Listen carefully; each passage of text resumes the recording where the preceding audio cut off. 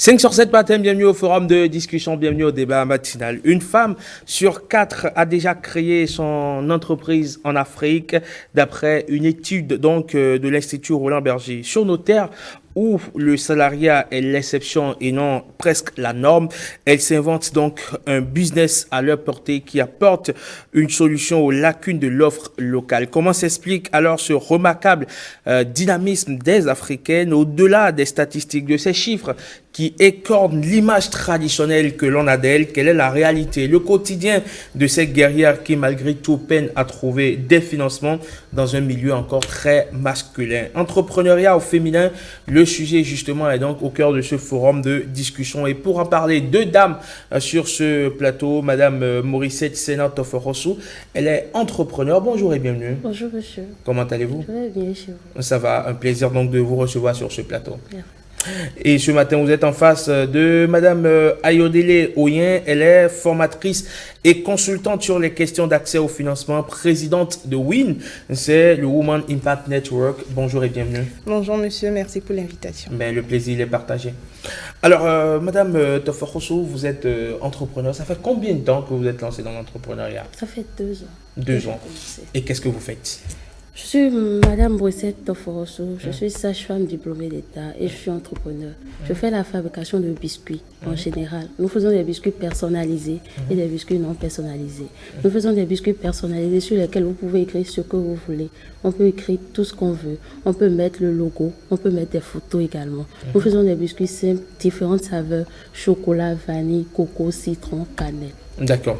Alors, comment est-ce que vous vous êtes lancé dans l'entrepreneuriat? Vous êtes sage-femme diplômée d'État, vous dites.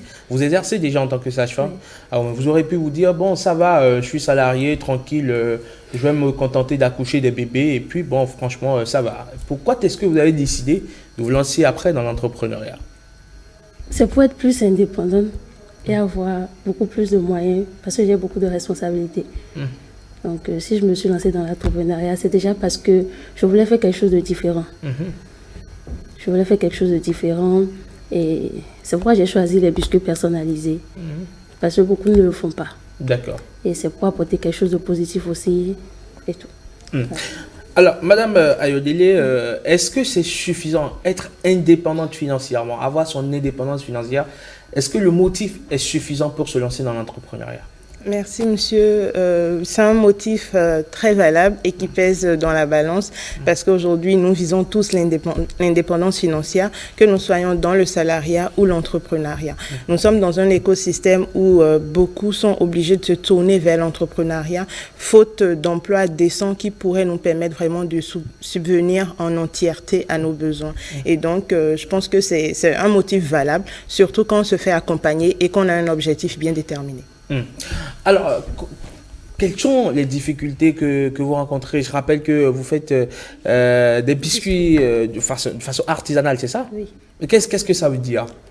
C'est-à-dire qu'on fait les biscuits à la main avec des ingrédients locaux apportés et on le fait à la main parce que déjà on écrit sur les biscuits. Donc tout est fait à la main. On cuit les biscuits dans un four fait ici au Bénin.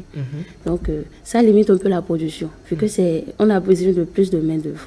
D'accord. On a besoin de plus de main d'œuvre. On a besoin de marché pour écouler parce que le but c'est d'avoir une usine qui distribue des biscuits partout. Donc pour avoir une usine il faut beaucoup de moyens.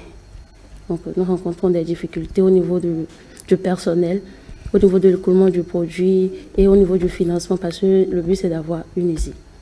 Et quelles sont justement, vous avez commencé par les lister, ces difficultés-là. Quelle est la principale difficulté que vous rencontrez dans votre quotidien? C'est le financement. Le financement. Et quelles sont les démarches que vous avez menées pour pouvoir avoir ce financement-là et qui ont échoué? Bon, c'est que j'ai mené des démarches. Je n'ai pas vraiment mené des démarches. Je me suis dit que si je produisais plus de biscuits, j'allais me faire plus de bénéfices. Et ça allait me permettre de construire petit à petit l'usine dont je rêve. D'accord. Alors, Madame Ayodele, vous voyez le cas par exemple de Morissette Sena-Toforosu qui produit des biscuits fabriqués localement avec des ingrédients locaux, avec une main-d'œuvre locale et qui rêve d'avoir une usine de fabrication et de distribution, donc une grande industrie de fabrication et de distribution de biscuits. Quel est le diagnostic que vous faites à partir de son histoire? Déjà, félicitations, Madame Toforosu. Moi, je vois les biscuits de loin et je vois déjà tout l'effort qui a été fait sur le packaging. Parce que quand on a un produit ou un service, la première chose que le potentiel client voit, c'est le packaging. Et dès que le packaging l'attire, il a maintenant envie de goûter. Et vous avez parlé de biscuits personnalisés. Je le vois déjà parce que je vois l'ORTB inscrit sur les biscuits. Absolument. Voilà. Et donc, je pense que vous êtes sur la bonne voie. Beaucoup d'entrepreneurs se lancent et décident d'autofinancer leur business parce que c'est la première chose à faire. Vous devez faire tenir le business, générer les premiers revenus avant d'aller vers une institution, une structure. Même en famille, avant d'aller vers un partenaire, un conjoint, un frère ou un ami, vous devez pouvoir lui prouver ce que vous voulez faire. Il faut toujours se poser la question de savoir si quelqu'un vient vers moi avec un projet, est-ce que ce projet-là pourrait me convaincre à sortir de l'argent de ma poche. Et c'est de la même manière les institutions financières réfléchissent avant de pouvoir accompagner une entreprise. Est-ce qu'à l'état où se trouve aujourd'hui Madame Toforosu, est-ce qu'elle peut bénéficier d'un financement? Oui, Madame Toforosu pourrait bénéficier d'un financement. Tout dépend de la façon dont la comptabilité est tenue. Tout dépend des états financiers de la structure. Est-ce que la structure est enregistrée? Est-ce que la structure est encore à l'étape informelle? Parce qu'une banque, avant de vous accompagner, ou une structure doit voir l'historique de vos activités, doit savoir que voilà, vous vendez pour 100 000, vos charges sont de 150 000, vous ne gagnez pas encore, mais si vous continuez avec un peu d'aide, d'ici l'année prochaine, vous pourrez retourner la balance. Et donc, c'est très, très important aujourd'hui, les états financiers. Et c'est ce que nous faisons à Women Impact Network. Nous travaillons sur l'éducation financière. L'intelligence financière, nous aidons les entrepreneurs à travailler, à avoir un plan financier. Parce que oui, on veut être indépendant, mais il faut avoir un plan. Le troisième point, c'est vraiment la rigueur. La rigueur à soi-même, la rigueur dans la gestion de ses finances personnelles, la rigueur dans la gestion de ses finances d'entreprise et comment on gère notre équipe. On a parlé de ressources humaines. Le premier capital d'un entrepreneur, c'est l'humain. Et donc, l'humain vient avant les finances. Donc, on doit pouvoir avoir une ressource humaine vraiment qualifiée, des collaborateurs sur lesquels on peut compter et qui comprennent la vision de l'entreprise. Et je pense que quand on remplit ces conditions-là, la suite, c'est de se faire accompagner par une structure. Les structures d'accompagnement existent. Nous avons Enabel, l'agence belge de développement, qui fait un travail exceptionnel au Bénin, en formant et en structurant les structures d'accompagnement à l'entrepreneuriat. Donc, autant de solutions aujourd'hui qui nous permettent d'avoir des mécanismes qui fonctionnent pour appuyer l'entrepreneuriat féminin. Alors, Madame Toforosu, aujourd'hui, justement, on a posé un certain nombre de préalables avant de bénéficier d'un financement. Est-ce que vous remplissez ces conditions? Pas totalement, mais en partie, je remplis les conditions. Lesquelles? J'ai une main-d'œuvre qualifiée qui arrive à gérer quand je ne suis pas là. Donc, l'état financier, j'arrive à le suivre déjà parce que j'ai eu une amie qui m'aide pour ça. Donc, en même temps, je vais vous solliciter alors pour ça. Et bon, là, je pense que c'est par rapport à l'enregistrement. Ça, c'est en cours. Ce n'est pas encore totalement enregistré notre entreprise. Pourquoi est-ce que vous n'avez pas enregistré votre structure avant de commencer votre business? Au début, on ne savait pas réellement que ça allait porter. Au début, j'essayais juste les biscuits et avec le temps, les gens sont consommés, ils ont aimé. Donc, c'est là que je me suis dit, bon, je pouvais vraiment me lancer dans la biscuiterie et j'ai commencé par rassembler les papiers et tout. Est-ce que vous avez reçu une formation spécifique pour démarrer cette activité ou c'est un matin vous avez reçu l'onction du Saint-Esprit? Je n'ai pas suivi de formation en particulier. Je ne fais pas la pâtisserie, je ne fais pas les gâteaux, je ne fais pas les croissants, je fais juste les biscuits. J'ai essayé une fois une recette et c'était pas mal. Donc j'ai essayé plusieurs fois et voilà, j'ai eu la bonne recette. Est-ce qu'on peut commencer par entreprendre juste après avoir essayé une recette comme ça et puis bon, ça marche et puis on se dit bon, ok, je produis à grande échelle? Est-ce que c'est possible? C'est bien possible parce que l'entrepreneuriat, c'est vraiment offrir un produit ou un service. Et comment on a une idée de produit ou de service, c'est d'abord en explorant ses compétences, ses talents, ses dons. On sait faire des choses qu'on n'a pas eu forcément, qu'on n'a pas apprises. Donc, c'est vraiment d'explorer ses compétences, ses talents pour voir qu'est-ce qu'on peut monétiser. Et dès qu'on a touché à la petite chose qui peut faire la différence, ce qui est recommandé là, c'est de se faire accompagner pour avoir un processus. Parce que parfois, ce qu'on remarque également sur le marché, c'est qu'on achète un produit qui a un goût aujourd'hui. Dans 6 mois, je recherche le même goût et j'achète le produit qui a un goût différent. Et parfois, on fait les retours aux entrepreneurs qui vont vous dire « Ah, c'est la qualité de la farine » ou des informations comme ça. Non, le consommateur ne veut pas savoir ça. Vous devez pouvoir donner un produit qui a le même goût à tout moment de l'année. Ou bien vous avez des jus où on vous dit « Non, c'est la saison, l'ananas n'était pas sucré. » Donc, il s'agira vraiment de professionnaliser l'offre de service pour vraiment avoir des clients satisfaits. Parce que le client satisfait, c'est le premier ambassadeur de la marque. Alors, est-ce que vous avez pensé à vous former en pâtisserie pour avoir beaucoup plus de palettes dans ce que vous faites? Bon, à vrai dire, la pâtisserie ne m'intéresse pas beaucoup. S'il y avait de formation... Pour fabriquer des biscuits, il faut être un pâtissier. En biscuiterie, j'allais me former en biscuiterie. Peut-être pas forcément ici. Peut-être à l'extérieur, mais là, tout de suite, il n'y a pas vraiment de formation en biscuiterie. Est-ce que vous avez cherché? J'ai cherché. Mais vous n'avez pas trouvé? Non. D'accord. Au-delà, justement, de la question du financement, est-ce que vous avez l'impression d'être dans un monde où, justement, on donne plus d'opportunités à l'agent masculine qu'à l'agent féminine? Non, je ne pense pas. Je pense qu'aujourd'hui, les femmes sont plus valorisées côté entrepreneuriat. Il y a beaucoup plus de financement pour les femmes. Aujourd'hui, il y a beaucoup d'organisations qui mettent en avant l'entrepreneuriat féminin. Bon, c'est ce que j'ai remarqué plus dans mes recherches et tout. Alors, selon Ayodele, une étude donc, de l'Institut, toujours l'étude du cabinet Roland Berger, l'entrepreneuriat féminin en Afrique engendrerait entre 250 et 300 milliards de dollars américains, soit environ 12 à 14% donc, du pays, du produit intérieur brut du continent. Mais le problème récurrent qui revient lorsque vous écoutez les femmes entrepreneurs, c'est l'accès au financement. Comment est-ce qu'une fois pour toutes, on peut régler ce problème d'accès au financement? En français simple, entre le financement accordé aux femmes aujourd'hui dans le monde et le financement accordé aux hommes, il y a un gap de 42 milliards de dollars. Et donc ce gap-là, pourquoi il y a cette différence? Cette différence parce que quand la femme parfois est devant le banquier ou constitue son dossier, elle ne pense pas nécessairement à bâtir une entreprise qui va durer dans le temps. Madame l'a dit tout à l'heure, elle ne savait pas si ça allait fonctionner. Elle a juste essayé. Et donc, les femmes sont plus dans l'entrepreneuriat de subsistance par rapport aux hommes qui, eux, à cause de leur nature, sont dans la conquête. Et donc, une femme, par exemple, elle va faire sur 10, elle va faire 8 choses, mais devant quelqu'un, elle va en dire 4. Parce qu'il y a la culture, il y a, voilà, je veux être humble, il ne faut pas qu'on pense que je prends la place. Un homme, excusez-moi, il va en faire 8, mais il va parler de 12, de 14. Il y a la confiance en soi parce qu'il se sent déjà conquérant et dominant. Ce qui ne donne pas vraiment toutes les chances aux femmes de s'affirmer. Et aujourd'hui, nous, avec nos partenaires, nous travaillons dans ce sens-là, à accompagner les femmes, à leur donner vraiment confiance en elles, à les former dans la valorisation de ce qu'on fait, parce que notre histoire, elle est la nôtre, et si on ne la raconte pas, quelqu'un d'autre ne le fera pas pour nous. Le deuxième volet, c'est vraiment de les aider à structurer leur entreprise.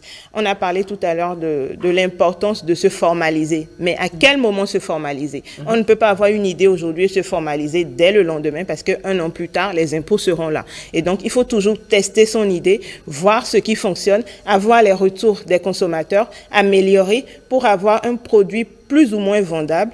Et là, on pourra se formaliser et mettre voilà, des manuels de procédure en place pour pouvoir avoir un business qui tiendra, même si on n'est pas là.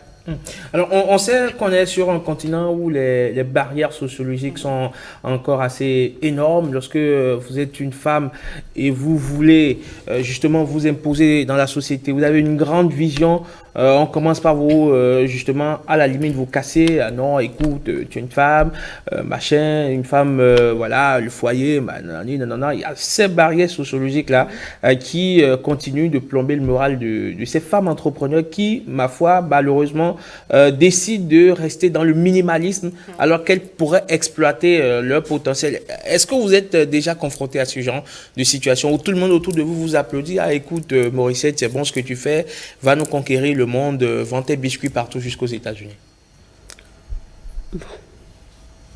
J'ai pas vraiment ces problèmes. D'accord. Parce que déjà, je suis assez jeune, je suis pas déjà dans un foyer et tout. Du coup, j'ai beaucoup plus de temps pour faire ce que je veux. Il y a beaucoup qui me disent, tu aurais pu être une sage-femme et pourquoi tu fais forcément les biscuits et tout. Mais je dis, ben, c'est pas parce que je suis uniquement sage-femme que je vais pas faire les biscuits et tout. C'est pas parce que je suis femme aussi que je devrais me limiter qu'à mon boulot. J'ai le droit et j'ai le devoir déjà de faire beaucoup plus de choses et tout. D'accord. Alors, comment briser les barrières sociologiques dans un monde en mutation où on chante aujourd'hui l'émancipation de la femme? Déjà, ce serait de continuer comme on le fait déjà et de ne pas oublier notre histoire. On parle d'entrepreneuriat féminin aujourd'hui comme si c'était une mode ou bien quelque chose de nouveau. Mais si nous regardons à côté, nous regardons juste un peu en arrière, nous allons voir que nos grands-mères étaient des commerçantes. Nos grands-mères étaient des femmes qui entreprenaient. Nous avons des tantes qui travaillaient à la fonction publique, mais qui avaient toujours des petits bijoux à vendre. Quand les fêtes approchaient, vendaient des sacs déjà à leurs collègues. Et donc, on a toujours eu cette fibre-là de se prendre en charge en Afrique. Et en Afrique francophone, encore beaucoup plus. Nous sommes du Bénin, nous entendons parler des Amazones, de Tassirangbe. Si vous allez plus vers les collines, vous avez Yeba Beji. Et vous avez toutes ces héroïnes-là qui ont impacté nos terres et qui nous ont normalement ouvert la voie. Donc, il ne faut pas qu'on oublie tout ça et qu'on pense que nous sommes, voilà, le sexe faible et qu'on a besoin de nous booster, de nous motiver. Aujourd'hui, les mentalités changent. Les hommes, aujourd'hui, soutiennent encore beaucoup plus les femmes et sont beaucoup, vraiment plus flexibles à partager à prendre sur eux certaines choses pour permettre à leurs femmes, à leurs sœurs de vraiment briller et d'exceller dans leur domaine. Et donc, nous devons vraiment encourager cela, sinon ce serait comme si rien n'était fait. Et le reste, ce serait encore de continuer dans la sensibilisation et de partager l'expérience des femmes qui ont réussi autour de nous. La réussite, ce n'est pas être dans Forbes, ce n'est pas être nécessairement à la télé. Ce sont ces femmes-là dans nos communautés qui font des choses pour impacter la vie d'autres personnes. Et c'est en les mettant vraiment en valeur qu'on inspirera d'autres personnes et qu'on montrera vraiment à la petite fille que oui, c'est possible d'y aller et que vous n'avez pas de barrière et c'est vraiment un plafond de verre qu'on doit briser absolument. Alors, dans votre cabinet, quelles sont les personnes quand les personnes viennent vous voir, quel est la plupart du temps le problème qui est récurrent ou le problème qui vous est posé le plus souvent? Déjà, nous allons vers nous allons sur le terrain. L'une des spécificités de nos services, c'est que nous allons sur le terrain. À la base, moi, je viens du secteur financier. Et donc, je viens de la banque, des fonds d'investissement. Et j'ai vu le problème qu'il y avait, le manque de confiance et le manque de structuration des projets. Et donc, quand on a monté ce cabinet, c'était d'aller vraiment prêcher vraiment l'éducation financière. Et quand on va vers les populations, que ce soit des personnes instruites ou non instruites, nous adaptons nos programmes à ces personnes-là. Et souvent, le problème, c'est au début, soit c'est en état de démarrage, on a trop d'idées, on ne sait pas ce qu'on va faire, on fait ça 6 mois, 6 mois après, on fait autre chose. Le deuxième problème, c'est qu'on fait tout seul. Et donc, très tôt, on est fatigué. Vous avez une femme qui fait du jus d'ananas, par exemple. Elle sera productrice. Elle va travailler sur le packaging avec Canva. Elle va travailler sur la maquette. Et quand il y a une commande, c'est elle-même qui va encore livrer. Et donc, il y a tous ces problèmes-là qui freinent vraiment la croissance de l'entreprise. Et donc, aujourd'hui, nous, on les aide par des méthodes très, très simples comment faire travailler votre entreprise seule, comment tester votre idée, comment arriver à déléguer, parce que déléguer, ça s'apprend. On a chez nous la culture de c'est à moi, je ne veux pas ouvrir. Donc, il est important de déléguer pour ne pas être surchargé des tâches qu'on pourrait confier à un collaborateur. Hormis ce niveau, nous avons une autre étape d'entreprise qui existe depuis 5 années, 6 années, qui aujourd'hui sont un tout petit peu essoufflés. Le modèle économique fonctionne, mais ils ont besoin vraiment de liquidité, d'argent frais pour redonner un souffle à ce business-là. Et c'est pour ça que nous avons lancé tout dernièrement le programme Boost Her. Le programme Boost Her, accompagné par Enabel, l'agence belge de développement, la GIZ et le partenaire, l'Organisation internationale de la francophonie et le partenaire économique EcoBank, qui nous offre une ligne de financement de 1 milliard de francs CFA pour les femmes entrepreneurs pour qu'elles puissent venir présenter leurs projets et avoir accès à ce financement-là pour faire passer leur entreprise à une étape supérieure. Très bien. Alors, direz-vous qu'il est plus facile pour une femme de réussir en entrepreneuriat par rapport à un homme ou l'inverse? Expliquez votre réponse à tout l'air d'une dissertation. Mais rassurez-vous, on ne va pas disserter sur ce plateau, on va juste relayer vos avis que vous avez bien voulu nous laisser sur nos différents canaux digitaux, à travers Facebook, à travers éventuellement Twitter aussi. Maurice Tantan, c'est le monsieur, bien évidemment, qui vient nous délivrer vos avis. Maurice Tantan, fidèle à son look. Bonjour Maurice. Bonjour Eman, bonjour à tous et bonjour à toutes, bonjour à la télé, bonjour madame. Exceptionnellement, vous avez le sourire large ce matin. Pourquoi c'est de façon exceptionnelle? Je n'ai jamais vu un sourire autant large. J'ai souvent vu des souris, mais pas autant large. Bon, pour ceux qui étaient là depuis 2016, ils savent que j'ai toujours le sourire. C'est juste pour vous taquiner, Maurice Tantan. Alors, qu'ont dit les internautes de notre question du jour? Alors, le sujet des dissertations a fait réagir les internautes étonnamment. C'est un sujet de dissertation, mais ils ont été nombreux à avoir réagi sur la question du jour. Et ce que je retiens, c'est que les avis sont diverses et partagées, très variées, d'un internaute à un autre. La réflexion n'est pas la même. Il y a ceux qui estiment que le genre importe très peu dans la réussite d'un projet entrepreneurial, d'autres qui estiment que les femmes sont moins audacieuses par rapport aux hommes pour des raisons sociologiques, je dirais même historiques. Et c'est ce que nous allons voir dans les différents commentaires. Il y en a eu sur Facebook, il y en a eu également sur Twitter. Commençons par Facebook. Roscoe Totti nous explique que l'éducation africaine reçue chez les parents et dans le système scolaire ne permet pas véritablement aux femmes d'entreprendre et de réussir, car l'éducation qui est transmise aux femmes est de s'occuper de leur maison. Certaines femmes qui se lancent rencontrent beaucoup de difficultés liées à leur identité de femme et finissent donc par abandonner, alors que l'homme considéré comme chef qui a naturellement beaucoup de responsabilités envers sa famille est prêt à surmonter tous les obstacles pour réussir dans l'entrepreneuriat. Romain Atadedi va un peu dans le même sens. Il explique qu'il est dans un sens inverse plutôt, il est très facile pour une femme de réussir en entrepreneuriat plutôt qu'un homme, car entreprendre est une question de risque et de gestion. Et nous constatons, écrit-il, que les femmes, naturellement, n'ont jamais peur de prendre des risques, quelles que soient les circonstances dans lesquelles elles entreprennent. Pascal Ganon va, nuancer tous ces propos-là. Il nous dit qu'il s'agisse de l'homme ou de la femme, c'est la façon dont chacun a commencé, l'engagement et le renseignement pris pour l'activité entreprise qui conditionne le succès ou l'échec de celle-ci. La femme peut facilement réussir grâce à ses connaissances et compétences, et c'est la même chose pour l'homme. Seulement, on constate que naturellement, l'homme prend plus de risques et c'est ce qui fait qu'il réussisse aisément en entrepreneuriat, contrairement à la femme qui va douter parfois. Roland Caliste analyse également la question presque de la même façon. Il dit il est difficile pour les deux, mais les femmes peuvent bénéficier de certaines facilités dues au fait qu'elles sont considérées comme le sexe faible. À compétences égales, les décideurs et la clientèle préfèrent donc donner priorité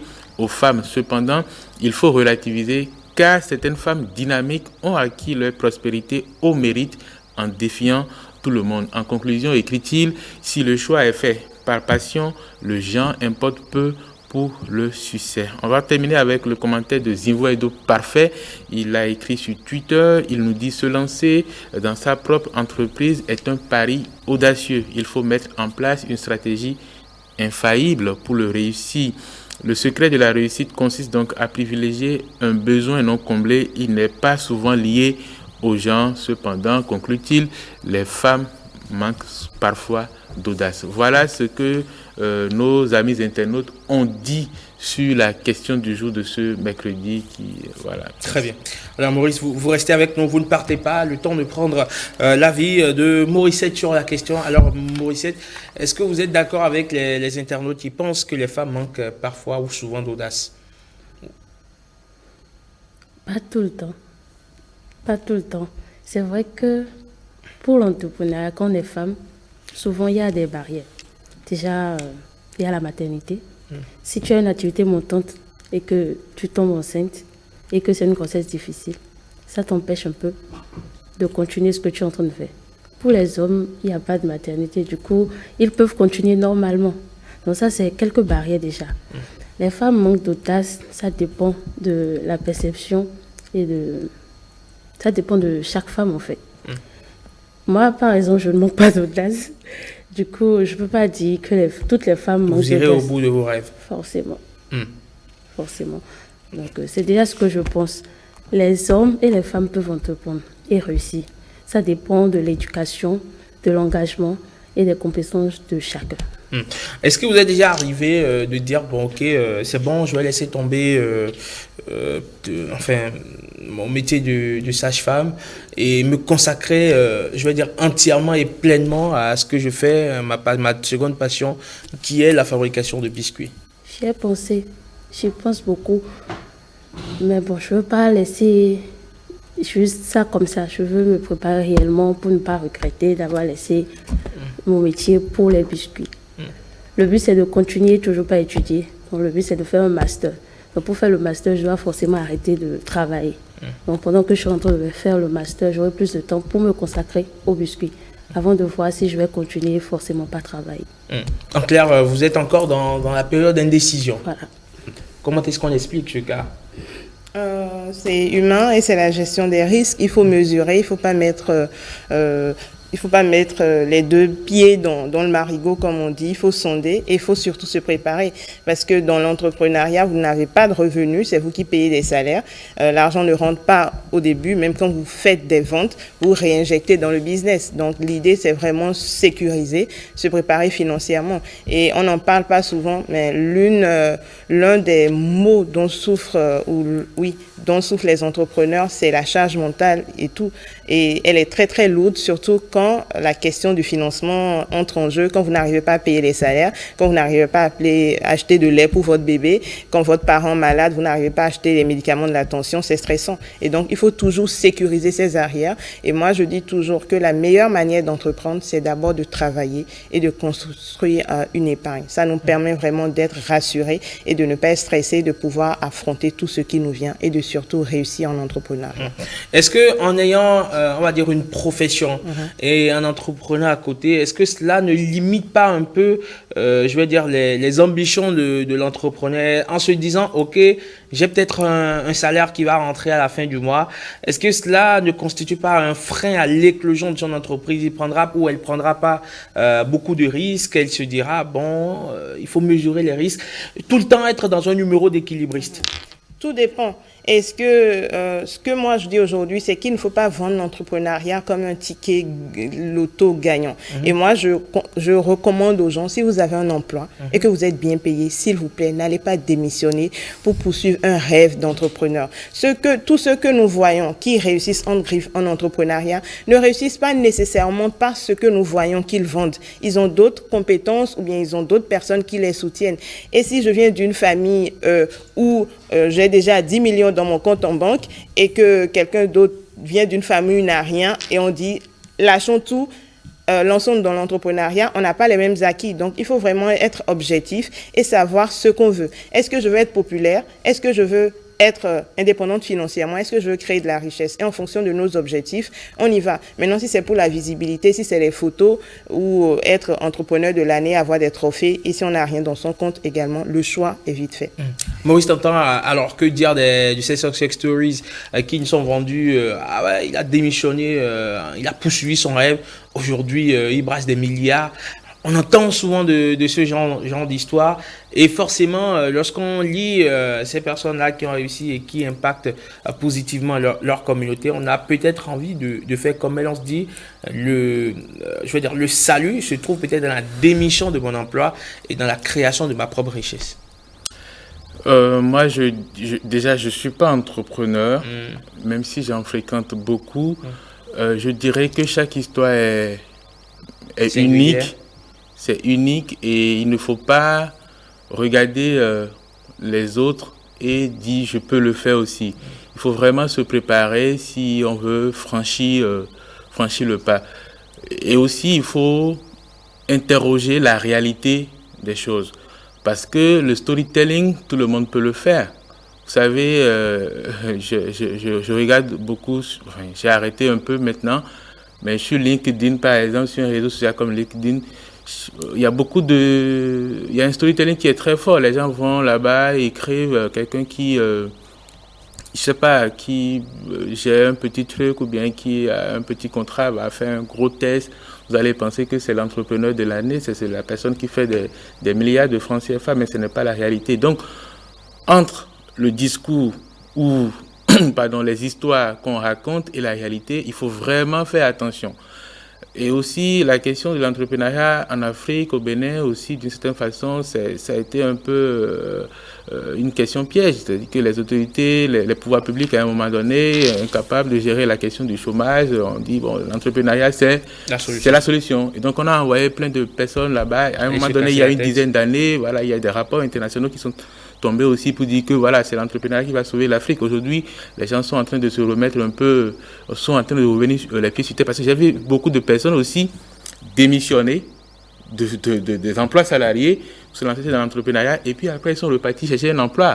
Oui, il y en a, Ayodele peut témoigner. Donc il y en a aussi. Donc il faut faire extrêmement attention. Et tant qu'il y a la possibilité, parce que ce qui se passe généralement, c'est souvent les gens qui entreprennent, c'est avec le salaire, les revenus réguliers qu'ils ont, qu'ils financent leur entreprise. Il y a plein à Cotonou de boîtes qui existent et dont les patrons, les propriétaires sont encore salariés, soit dans la fonction publique ou dans des multinationales ou des agences de développement. Donc il faut faire très attention. Et pour la petite anecdote, ce jeune homme qui exerce dans une boîte et qui a soumissionné pour un appel à candidature et le jour de l'entretien, il se rend compte qu'il est dans les rangs avec son patron. Bon, ça, c'était une parenthèse ouverte et fermée. Alors, Madame Morissette Sénatoforoso, qu'est-ce que vous avez à dire pour clore cet entretien, enfin ce forum de discussion? Je pense que il faut d'abord réfléchir avant de se lancer dans l'entrepreneuriat. C'est dur? Oui. C'est dur? Oui, c'est pas facile. Mais quand il y a la passion et tout, on arrive à y arriver. Donc je dirais de réfléchir et de faire ce qui est bien et ce qui nous passionne, mais de ne pas oublier qu'on a des charges et des responsabilités. On ne se lève pas et puis on décide d'être entrepreneur. Moi, je continue toujours à travailler. Je ne peux pas laisser ça pour le moment. Et lorsque vous faites, je vais dire la superposition, qu'est-ce qui vous rapporte le plus d'argent? Vos biscuits ou les bébés? Ça, on ne répond pas à ça à la télé. Ayodele, qu'est-ce que vous avez envie de dire pour clore? Alors pour clore, merci déjà pour l'invitation. Merci à l'ORTB qui nous permet vraiment de partager nos messages et par ces messages-là, nous partageons nos connaissances avec beaucoup de personnes qui sont édifiées chez elles. Et je dirais également à toutes les personnes qui veulent entreprendre, n'hésitez pas à entreprendre, juste entreprenez pour les bonnes raisons. L'entrepreneuriat, c'est un appel et si vous ne recevez pas cet appel-là, accompagnez un autre entrepreneur à bâtir son entreprise. Et n'oublions pas, nous sommes tous entrepreneurs de nos vies. Nous n'avons pas besoin d'être à la tête pour avoir le titre. En accompagnant même une autre entreprise, nous apportons nos services et ensemble, nous allons construire notre pays et notre continent. Merci beaucoup. Il est très beau le discours. Vous êtes donc Ayodele Onye, vous êtes formatrice formatrice et consultante sur les questions d'accès au financement. Vous êtes la présidente de Women Impact Network. Merci beaucoup. À vous d'être passé sur 5 sur 7 matin. Merci également à Maurice Tantan. Oui, merci Emma. Je voudrais juste dire deux choses pour clôturer. Je voudrais rappeler aux gens que entreprendre, c'est pas juste quelque chose qu'on se lève du jour au lendemain, on fait comme si...